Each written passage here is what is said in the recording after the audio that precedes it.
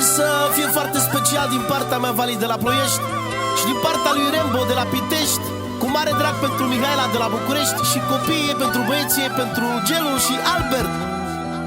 Sufletul meu bun și curat, o viață întreagă s-a zbătut și alergat.